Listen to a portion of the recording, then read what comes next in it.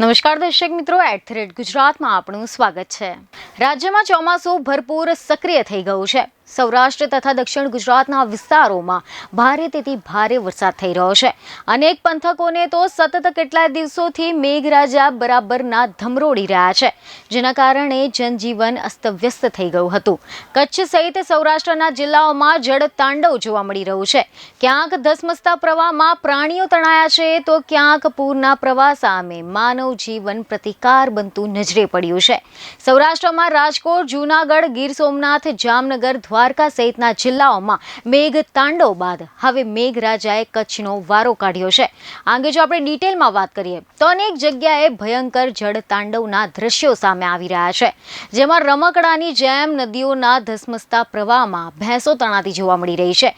ગળાડૂબ કોઝવેના road જેમાં રમકડાની જેમ નદીના ધસમસતા પ્રવાહમાં તણાતી ભેંસો, ગળાડૂબ કોઝવેમાં રોડની વચ્ચે ફસાયેલી કાર, ભરબજારમાં ગાંડીતુર નદીની જેમ વહેતું વરસાદનું પાણી, પોસ્ટ ઓફિસમાં વરસાદના પાણી ઘૂસ્યા હોય તેવા દ્રશ્યો જોવા મળ્યા છે। કચ્છમાં અનરાધાર રીતે વરસેલા વરસાદના કારણે કેટલાય તાલુકાઓની પરિસ્થિતિ આવી થઈ ગઈ છે।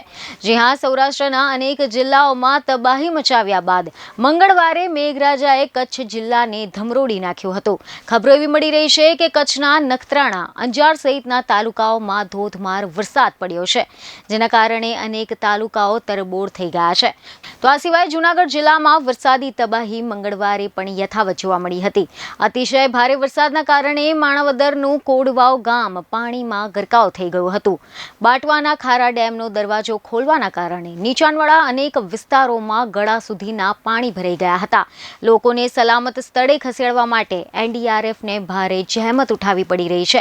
અહેવાલો એવા મળી રહ્યા છે કે માણાવદરમાં અતિશય વરસાદના કારણે મધુવંતી ડેમ પણ છલકાઈ ગયો છે, જેના કારણે મધુવંતી ડેમ છલકાવાથી ડેમનું પાણી અનેક વિસ્તારોને ખેદાન મેદાન કરતું આગળ વધ્યું છે। માણાવદર તાલુકાના લીંબુડા ગામની તબાહીના દ્રશ્યો પણ સામે આવ્યા છે, જેમાં લીંબુડા ગામમાં ધુંધવી નદીનું પાણી ફરી વળતા અનેક નીચાણવાળા વિસ્તારોમાં પાણી ભરાઈ ગયા હતા। ખેતરોમાં પણ કમર સુધીના પાણી ભરાઈ ગયા છે, જ્યારે રહેણાંક વિસ્તારોમાં પણ પાણી ઘૂસી ગયા છે। તેમજ રાજકોટના ગઢાડા ગામ ખાતે કોઝવે પાણીમાં ગરકાવ થઈ ગયો હતો। મોજ ડેમના 20 દરવાજા ખોલતા કોઝવે પર પાણી ફરી વળ્યું છે।